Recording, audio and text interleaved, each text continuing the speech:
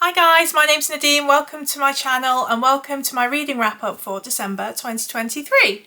So I have 8 books to tell you about, so let's get cracking. If you can hear clip, clip, clip, clip, clip, clip, clip in the background, that will be my dog who always decides to start having a good pace around whenever I press record. So sorry about that. Nothing I can do about it, I'm afraid. At least she's getting some exercise, I guess. So yeah, anyway, 8 books to tell you about. The first book that I finished then was Death at the Auction by E.C. Bateman. I got this from the library. Let me just get a picture up for you because I have returned it already. So it is, can you see it?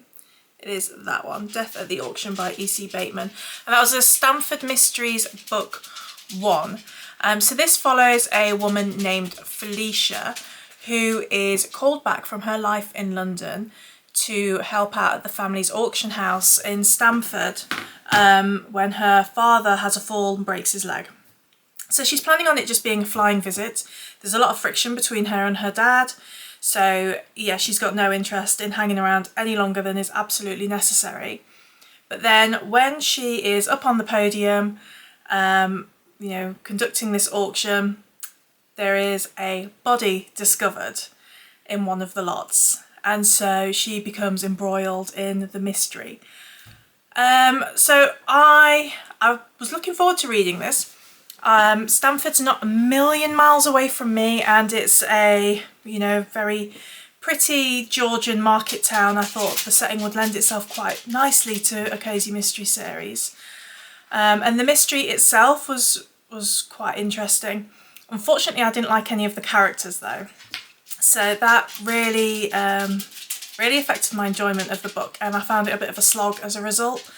So at this moment in time, I'm not planning on continuing with the series, but I do see that it's had like quite good reviews on Goodreads. So if it sounds like it's something that might interest you, still check it out. Just because I don't like the characters doesn't mean you won't. But yeah, at the moment I'm not going to carry on with it. If you have read any of the others in the series though, let me know if it improves and if the characters do become a bit more likeable perhaps. I might have a look at it later, but at the moment there's so many good books out there that I want to read. So I'm not going to waste my time on something I just don't think is for me. The next book that I finished then is another cosy, and it is Crowned and Moldering by Kate Carlisle. This is number 3 in the Fix Upper Mysteries, and it follows Shannon Hammer, who runs a sort of construction company in this little Californian town. And she starts work on the Lighthouse Mansion, this historic building that's important to the town that's been bought by her friend and thriller writer, Mac. So she starts work on that, it's all looking hunky-dory, all going well. And then they discover a body in the basement, and it's like skeletal remains, so it's an old body. And it opens up a missing persons case, and you know, Shannon starts her own investigations into what's going on there. And before you know it, there is another fresh murder. I'm really enjoying this series so far. I like the characters, I like spending time with Shannon, I like spending time in this place. And I love that it's a woman working in this sort of man's world as well. And it's not like rammed down your throat that that's the case, but I enjoy that about it. It's a bit different than, you know, all the usual sort of bakers, knitters, that sort of thing. So yeah, I really enjoyed this. It was a bit of a winner for me.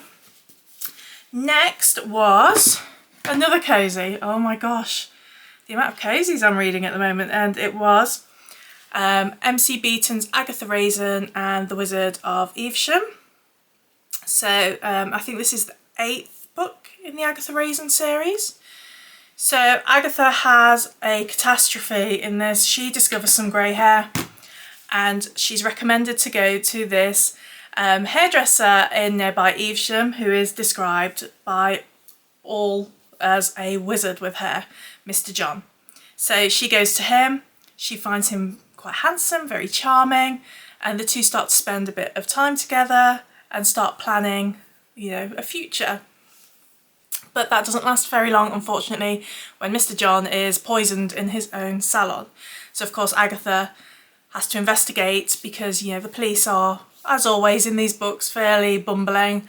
Agatha is such a fun character. She is, you know, this sort of 50-something cantankerous woman who, yeah, she doesn't take no for an answer, and she's a lot of fun to read.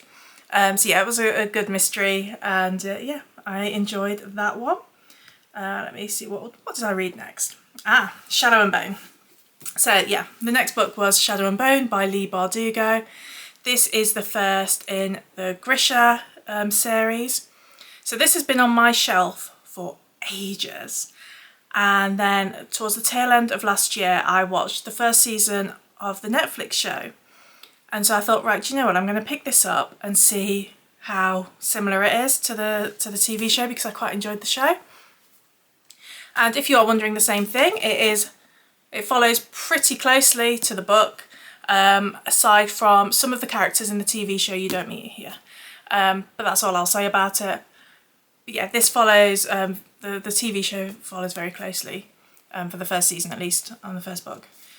So anyway, it follows a young orphan girl, well, young woman, Alina, who it is discovered has this magical ability that can quite fundamentally be world altering in a really, really good way.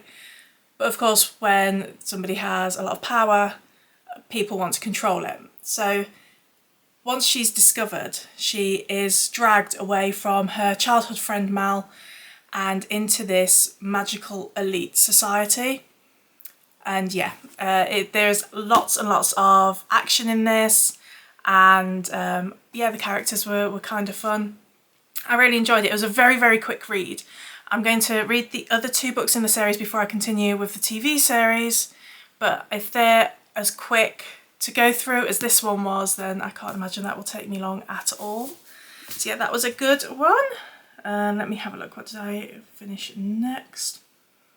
And next one was a biography, Agatha Christie, A Very Elusive Woman by Lucy Worsley. So I've been reading Agatha Christie novels since I was in my teens, thanks to my mum and her love of crime, and she had tons of Agatha Christie books.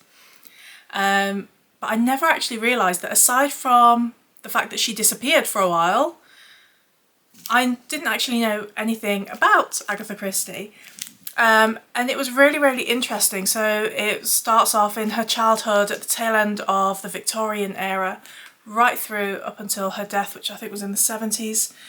And yeah, it talks about her disappearance, but it also talks about how her Victorian childhood formed, you know, her and a lot of her opinions, and her 2 marriages, and her attitudes to writing and work and archaeology, and her travels, and her as a parent. It was really, really interesting. So if you are a Christie fan and you'd like to learn more about her, I'd recommend this one. It was a good book. Next, I've got some smut. So I saw this on somebody else's channel, and I kind of chuckled to myself about it, and then I bought them. So I got 2 books, well, 2 short stories by Addison Kane in a Holiday Heat series. So the first one was Seduced by the Snowman, and the next one was Nailed by the Nutcracker. I'm so sorry, guys. I just saw them and I thought it sounded like such fun. They were ridiculous, they really were. But, you know, definitely stick them on your list for next Christmas if you fancy something a bit silly. There were 20-something pages each. So Seduced by the Snowman was this girl and her friend walking home one winter's night and talking about how, you know, she hadn't been with anyone for a while. I'm trying to think of a nice way to say all this stuff. And they discover in a clearing a snowman, and she notices just how buff this snowman is. And she goes back later that night and he comes alive. And then the next one, Nailed by the Nutcracker, a woman was bought a life-size nutcracker by her mum in like a thrift store. and she's horrified by the crappiness of this gift, and then finds that he comes to life in the night also. So yeah, they were fun. They're not very long, and yeah, I thought it was a bit different. And then the only Christmassy thing otherwise that I read was a Debbie Macomber, and I read the first book in this. There's 2 books in here, and it was called Falling for Christmas, I think. No, a Cedar Cove Christmas. The book's Falling for Christmas. I read a Cedar Cove Christmas.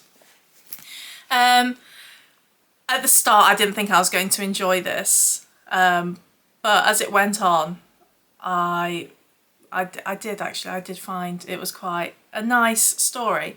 So it was following this very, very heavily pregnant woman, Mary Jo Wise, who is going to try and track down the father of her child before her brothers do, because she doesn't want any trouble, and her brothers are kind of angry and yeah, a lot rougher than she is, obviously. So yeah, she goes to Cedar Cove to try and track down this man, and she ends up trapped there, having to sleep in somebody's barn. And yeah, it is basically the story of the Nativity in Cedar Cove.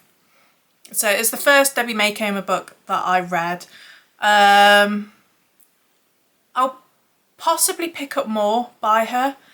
At first, when I realised that it was like the story of the Nativity, I was kind of doing a lot of eye rolling. But actually it was a lot of fun, really, and it made me smile, and it was very sweet, which is what you want for a festive read, I guess. But yeah, so there was that one too. So that is everything that I read in the month of December.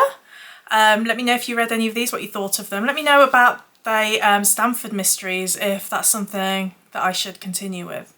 Because yeah, at the moment I don't think so, but I am open to it if you say it gets better. But yeah, that is it for me today. I will speak to you guys very, very soon. Bye!